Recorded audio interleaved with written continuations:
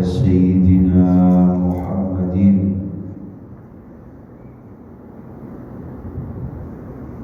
اللهم صل على سيدنا محمد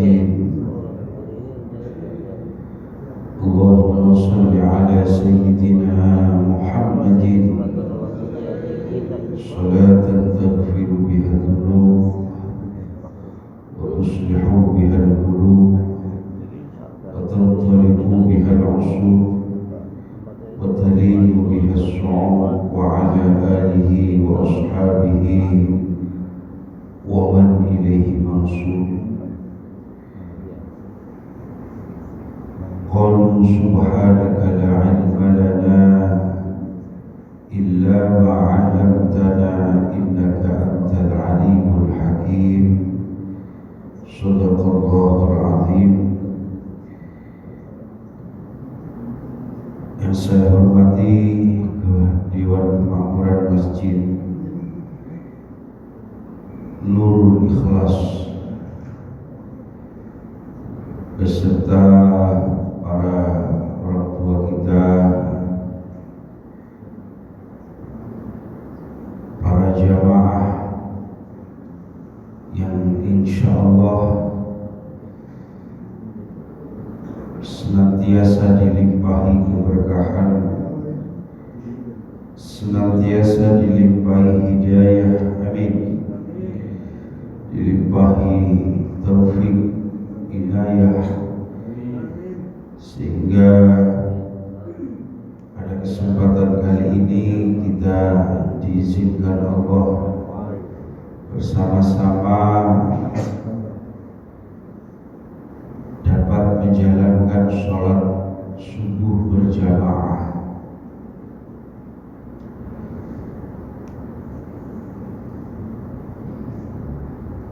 Dalam satu hadis dikatakan, laulaka anna ummatal Muhammad fi hadhil qabr,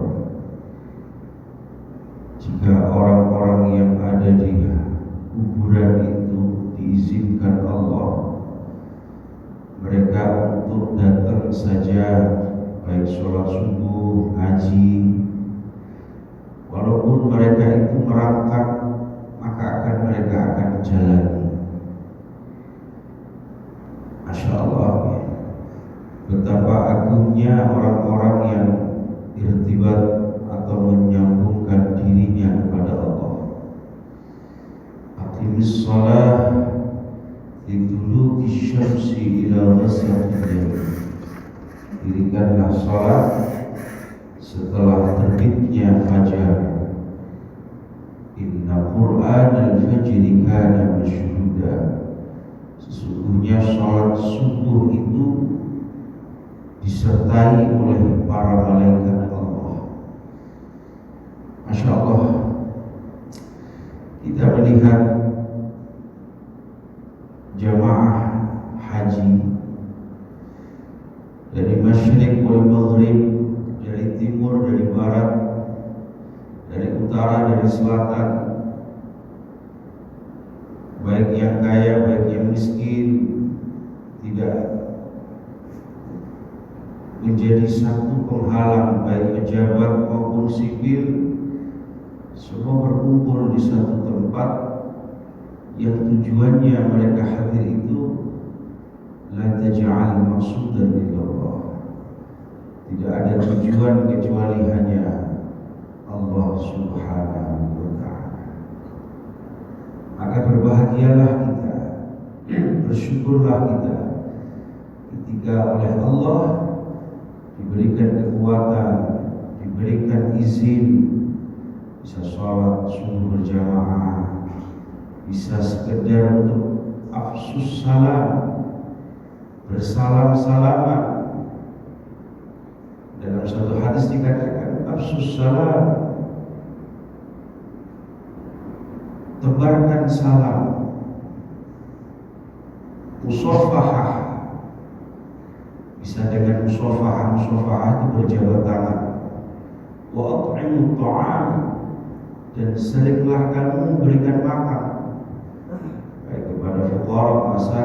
yatama, atau pada setiap sedekah yang seperti ini.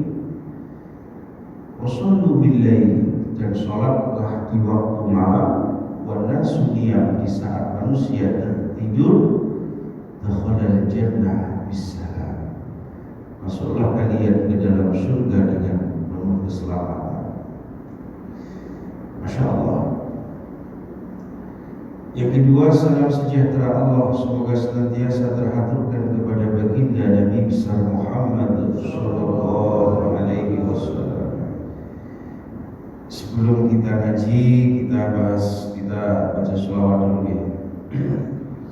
Ya akramal khalqi man liman anudu bihi, faya wahidul ma'is bil wujudi da'i, ya Rabbi il Mustafa baligh maqasidana,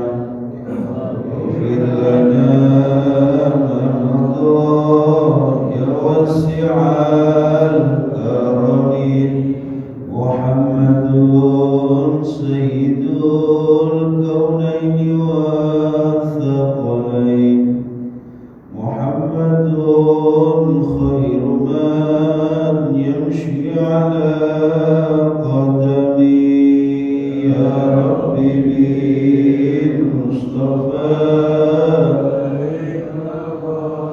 sidana waghfir lana ma madha wasi'al karami amin tadakuri jiranin bidhi salami, mazajtadan anjara min muqlatin bidami, ya Rabbi bil Mustafa qasidana waghfir lana ma madha ya wasi'al karami. Allahumma sholli ala Muhammad. Kenapa sih Pak kita itu kalau mau mengerjakan apa-apa harus diawali dengan sholawat bismillah? Karena menunjukkan haknya Rasulullah. Innallaha wa malaikatahu yusholluna 'alan nabi. Wujudnya alam ini menjadikan semua ini karena wujudnya Nabi Muhammad. Mau sampean protes, mau sampean senang, mau sampean gak suka, Nabi Muhammad itu tidak bisa digeser. Gak bisa kita langsung kepada Allah, gak bisa. Maka kita harus bersolawat, maka kita harus baca sholawat. Man shalla alaiya sholatan wahidan sallallahu alaiha biha asyra. Kalau ingin jabatannya naik, baca sholawat. Barang siapa yang bersolawat, maka Allah akan berikan rahmat 10 kali lipat. Satu sholawat Allah hapus dengan 10 dosa mereka, dan Allah angkat derajatnya semakin tinggi 10 derajat 1 kali sholawat. Subhanallah. Kadang-kadang kita yang lupa, atau mungkin kadang nggak tahu kita. Maka kalau panjenengan kemana aja baca sholawat, sholawat ala Muhammad, sholawat ala Muhammad, namanya sholawat Jibril, sholawatnya malaikat Jibril. Ada yang namanya sholawat Masyishiyah, Pak. Al-Imam Masyishi itu gurunya As-Sayyid Abu Hasan Asyadili. Itu sholawatnya sampai 5 lembar. Itu setiap malam saya baca. Saya setiap malam baca itu jam 2. Setiap malam jam 2 baca itu 20 kali. Dalam rangka apa? Irtibat. Dalam rangka bagaimana ruh kita ini gak mudah maksiat, bagaimana ruh kita ini ajak madem, mantep, sujud bukan hanya di saat sholat, tapi ketika di luar sholat bagaimana anggota tubuh kita ini tetap sujud kepada Allah dengan keberkahan sholat. Makanya saya sarani panjenengan sedoyo, apalagi malam Jumat, ayo bareng-bareng sholawatan, baca Yasin. Ulama-ulama dahulu mengatakan iqra'ul Yasin fa innahu qalbul Qur'an. Baca Yasin karena itu adalah hatinya Al-Qur'an. Man kana qara'a wahidan, barang siapa yang mereka membaca surah Yasin satu kali, maka Allah akan memberikan pahala seperti orang itu mengkhatamkan Al-Qur'an 10 kali. Subhanallah. Wa idza qadaituhu, jika mereka mempunyai hajat, maka Allah ijabah qadaan hajatnya. Subhanallah. Jika mereka mempunyai dosa di pagi hari, dihapus dosanya. Jika baca Yasin di pagi hari, dihapuskan dosa di malam hari. Itulah keberkahan Al-Qur'anul Karim. Kalau panjenengan lihat Pak, di dalam satu tafsir, man jaa bil hasanah falahu asyru amsalihha. Barang siapa yang membuat atau berbuat atau membaca Quran, satu ayat atau satu huruf akan dibalas dengan 10 kebaikan.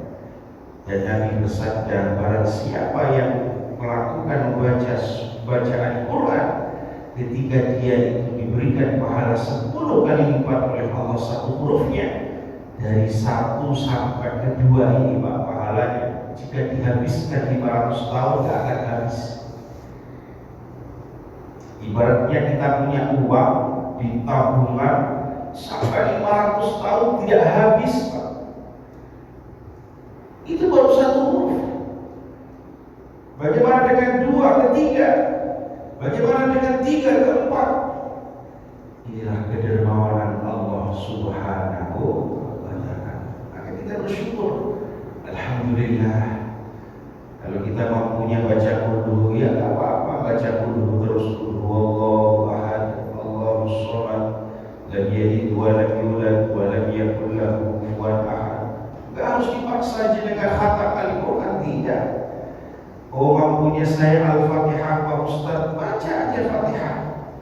Alhamdulillah Rabbil Alamin Ar-Rahmanir Rahim Maliki Yawmiddin Iyyaka na'budu wa iyyaka nasta'in Ihdinas siratal mustaqim Shiratal ladzina an'amta 'alaihim ghairil maghdubi 'alaihim waladdallin. Yang penting jenengan nyaman Pak. Ketika jenengan baca ta'awudz nyaman, ketika jenengan baca bismillah nyaman. Semakin jenengan itu tahu kebesaran Allah. Satu lafaz bismillah ini mohon maaf Pak, ada 3 ayat, yang 3 ayat itu ketika datang, maka ayat itu dapat membuat iblis itu menangis menjerit-jerit Pak. Yang pertama, dalam Al-Quran dikatakan sab'am minal mathani, 7 ayat.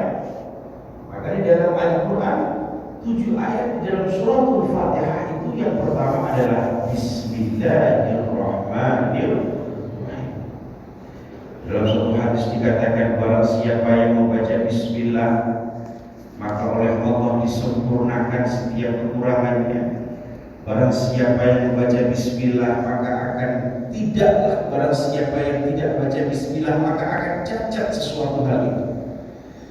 Andaikan seumpama kita makan daging Pak, yang daging itu dari sembelihan yang mungkin kita tidak tahu halal atau haram, maka ketika baca Bismillah menjadi rukhsah, berlebur daripada keharaman makanan yang kita makan. Dengan biqauli apa? Bismillahirrahmanirrahim. Ada satu cerita lucu Pak. Seorang istri sholihah ketika mau masak Bismillah, ketika mau melakukan nyamu apapun Bismillah. Suatu ketika suaminya iseng Pak, ditaruh di toples itu ular. Kemudian istrinya disuruh untuk ngambil. Kemudian setelah diambil baca Bismillah dulu. Bismillahirrahmanirrahim. Dibuka itu suaminya kaget. Yang tadi ditaruh kemana kecil itu, jadinya biskuit karena keberkahan Bismillahirrahmanirrahim. Ini penting saya ingatkan untuk saya sendiri bahwasanya anugerah ini tidak ringan. Bagaimana dulu Nabi Musa alaihi salatu wassalam untuk mendapatkan satu ayat saja. Nabi Musa itu harus khalwah, berada di satu gunung namanya Tursina. Sampai 41 hari Nabi Musa itu mujahadah di hadapan Allah. Nabi Musa naik ke atas gunung Tursina itu hanya ingin mendengarkan kalam Allah, Pak. Hanya ingin mendengarkan kalamnya Allah. Satu ayat saja, sampai terpental kemudian Nabi Musa. Loh, kita sudah diberikan oleh Allah Al-Quran Karim. Kita ini banyak yang gak mau atau belum sadar pentingnya membaca Al-Quran. Ini penting saya siapkan. Orang ini akan HP aja Pak, setiap hari itu nggak libur. Orang pada libur lampu merah, dia di TV terus saja. Di HP terbaru, ini sampo terbaru, ini apalagi sabun terbaru. Sampo aja produknya banyak. Ada yang Sunsilk, ada yang Penti. Loh, kita ini sebagai promotor Al-Quran jangan sampai kalah dan sama orang yang mempromoter tentang sampo, HP dan seterusnya. Siapa promotor Al-Quran? Kita semuanya terus mengkampanyekan tentang agungnya membaca Al-Quranul. Jenengan ajak anak jenengan, ayo nak ngaji. Males bah, ayo ngaji. Males bah, terus. Walatai asumir rohina. Ayo nak ngaji. Males bah, terus besoknya nambah. Diajari. Saya itu sama santri-santri saya, nggak saya wajibin sholat jamaah, nggak saya wajibin, tapi saya teror dia dalam pemikirannya. Sampai saja kalau soal kiai atau soal Pak RT aja, kalau satu orang aja nggak berani, atau kamu pengen ketemu sama orang yang kamu segedim, satu orang aja nggak berani, loh kamu ketemu sama Allah kok cuma sendiri kok, engkres amal kamu sendiri. Maka saya teror pikirannya santri-santri saya, akhirnya dia dengan sendirinya sadar. Oh begitu, tumbuh kesadaran untuk sholat berjamaah. Begitu pun qiraatul Quran. Nabi Musa aja ketika ingin mendengarkan satu kalam Allah sampai 41 hari uzlah, mujahadah, diberikan satu ayat saja oleh Allah. Kita diberikan Al-Quran, Masya Allah. Panjenengan ketika sakit oleh Allah diterangkan wa nunazzilu minal Qur'ani ma huwa shifaa'un wa rahmatun lil mu'minin. Aku turunkan Al-Quran sebagai syifa, sebagai obat bagi mereka yang hatinya rindu dengan Allah, bagi mereka yang sudah ngilu hidupnya dengan sesuatu hal yang membosankan. Ketika orang mencari uang terus menerus, hidup ini terasa bosan. Oh ternyata uang setelah didapat tidak membuat kepuasan dalam diri kita. Orang yang suka makan dari restoran ke restoran, kemudian merasa tidak puas. Apa yang terjadi dalam diri saya? Kembali kepada Al-Quran. Baca Al-Quran. Ketika kamu membaca Al-Quran, kamu pahami Al-Quran. Kaifa takfuruna billahi wa kuntum amwatan fa ahyaakum. Bagaimana engkau ini menjadi orang-orang yang kufur kepada Aku, kata Allah. Kamu dulu adalah makhluk yang mati. Kaifa takfuruna billahi amwatan fa ahyaakum. Aku yang memberikan kepada kalian kehidupan. Orang kok sampai gak bersyukur diberi kehidupan, tandanya hatinya keras. Bagaimana orang ketika mempunyai anak sampai berdoa, sampai memohon kepada Allah. Setelah itu kemudian Allah letakkan seorang itu dalam rahim seorang ibu, dilahirkan yukhrijuna mengetahui tentang kehidupan, bisa berbicara, bisa berjalan, bisa bergerak seluruh sel tubuhnya. Semua itu adalah ayat-ayat kebesaran Allah Subhanahu wa Ta'ala. Kadang-kadang kita suka gak paham, maka perlunya kita tafakkur. Afala yatadabbaruna al-Qur'an. Apakah itu gak mau ngangen-ngangen atau apa yang sudah aku sampaikan dalam Al-Quran? Apakah sih yang membuat kamu sibuk dengan urusan yang membosankan? Mana bagian, kata Allah begitu, mana bagian Al-Quran? Dalam Al-Quran dikatakan, sesungguhnya Allah itu memudahkan walaqad yassarnal Qur'ana lidzikr, untuk dibaca, untuk diingat, untuk dipelajari. Fahal min mudzakir, siapa yang mau belajar Al-Qur'anul Karim? Makanya alhamdulillah di Nurul Ikhlas ada pengajian yang seperti ini, Pak. Kita harus bersyukur kepada Allah. Kita harus bersyukur. Apalagi besok ada Ustaz Haji Hidayat. Bedanya kalau dia Ustaz nasional, internasional, kalau kita Ustaz kampung. Alhamdulillah. Padahal Ustaz Hidayat itu dulu sering ketemu saya di kajiannya yang ahli hadis, gurunya Buya Ar-Razi. Saya lupa ya, Mustafa Yaqub. Alhamdulillah beliau berkenan untuk ngaji seperti ini, bagus. Malah harus begitu. Ngaji itu penting.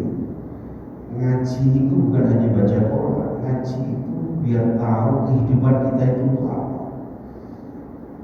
Jadi orang itu hidup ini harus tahu ayat Allah itu apa. Oh, Allah itu begini, yang dimau ini harus ngaji. Alhamdulillah, para jemaah yang dimuliakan Allah, pada kesempatan kali ini kami akan mencoba untuk menjelaskan tentang Idul Adha, sirah dari Nabiullah Ibrahim alaihi salatu wassalam. Ini dengan semua sudah banyak mendengar tentang kisah Nabiullah Ibrahim. Tidak salahnya jika ini diulang. Wa dzakir fa inna dzikra tanfa'ul mu'minin. Ulang-ulanglah setiap sirah-sirah nabawiyah, karena itu sangat bermanfaat untuk orang-orang yang beriman. Karena sesungguhnya manusia mempunyai sifat lalai. Al-insan mahallul khata' wa nisyan. Maka pentingnya kita mengingatkan. Fadzakir fa inna dzikra tanfa'ul mu'minin. Kita lihat di dalam Al-Qur'an Al-Karim. Qala ya bunayya inni ara fil manam. Wahai anakku, ara telah aku. Ara itu artinya bermimpi yang ruhiyah, bukan mimpi-mimpi orang-orang kayak kita, bukan mimpi terus. Nabi itu gak biasa melepaskan wudhu. Bagaimana wudhunya para nabi-nabi itu? Dengan ketentuan Allah. Nabi itu kalau sekali melakukan dosa apa, itu istighfarnya itu beribu-ribu. Sekali ngomong ucap salah begitu aja, mohon maafnya sama Allah itu luar biasa. Jadi gak bisa kemudian kita interpretasikan mimpinya Nabi itu sama kayak kita.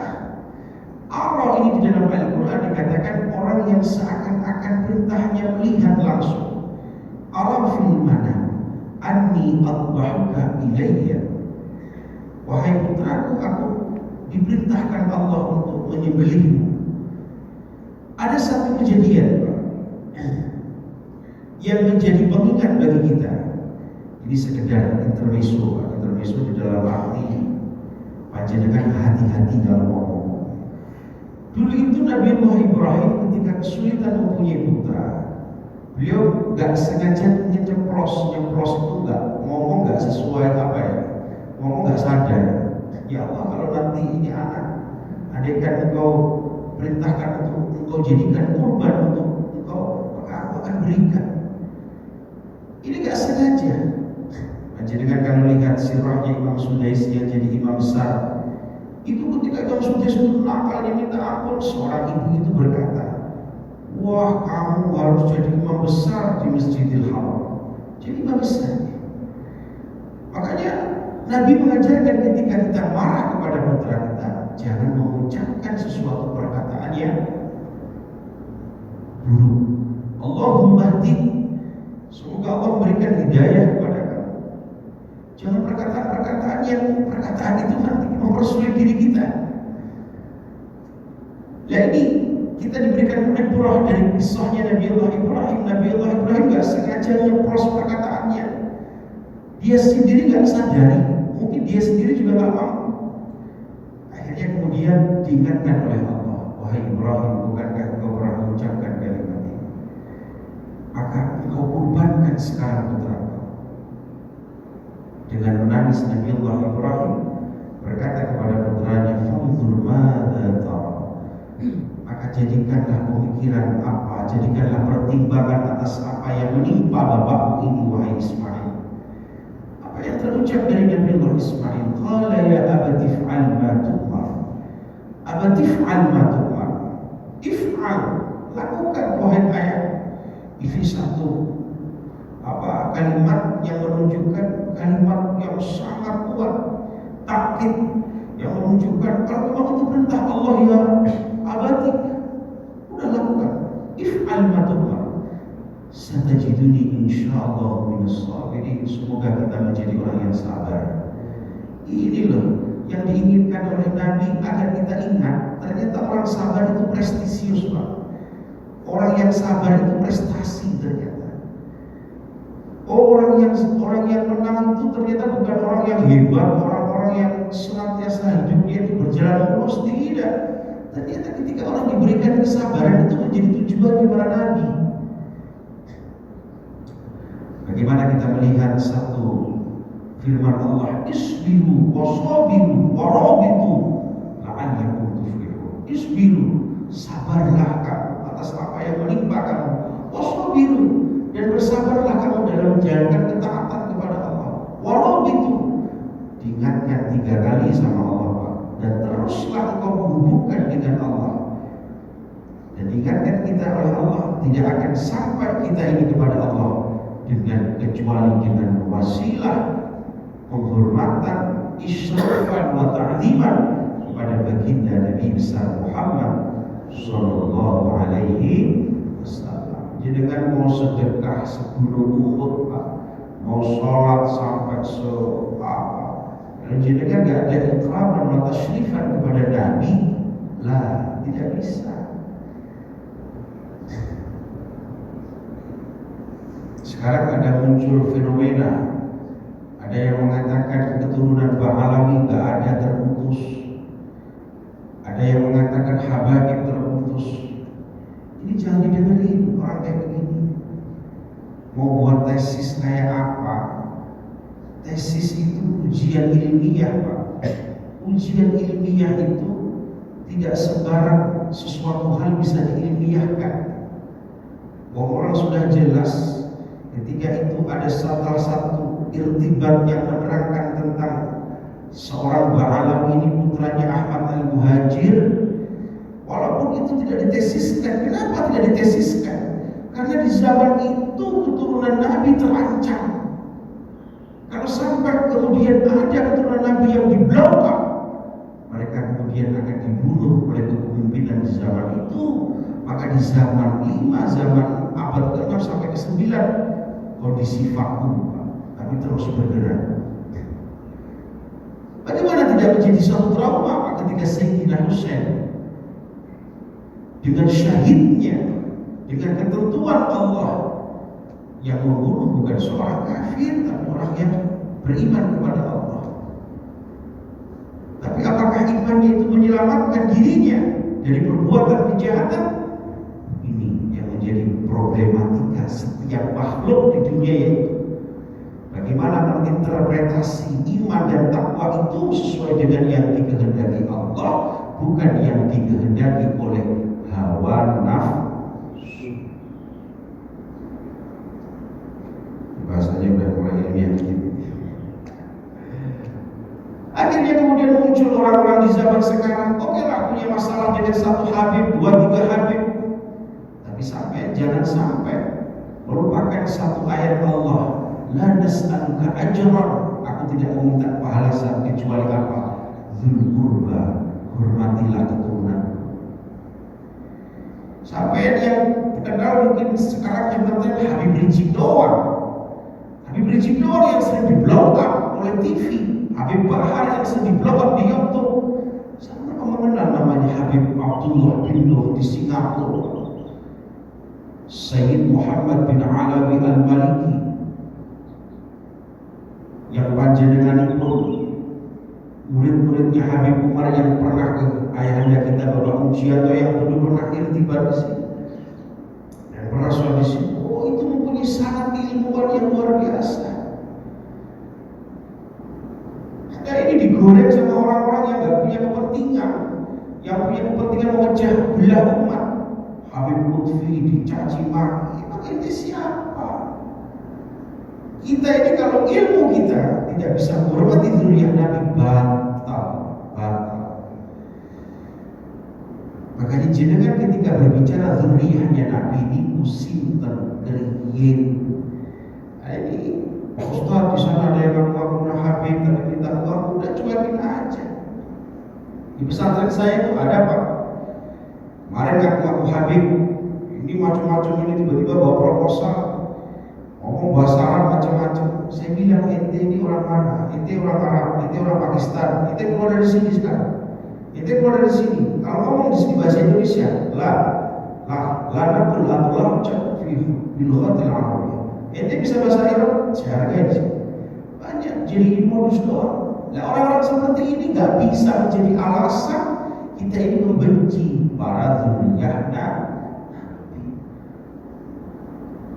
Sama saya ceritain satu kemuliaan sifatnya para sadah Nabi, masya Allah Pak. Masa kita membatalkan dzurriyyah atau nasabnya Habib Soleh Tanggul, Habib Ali Al-Habsyi, Sahib Sindul Durab, Habib Husain Warbatang.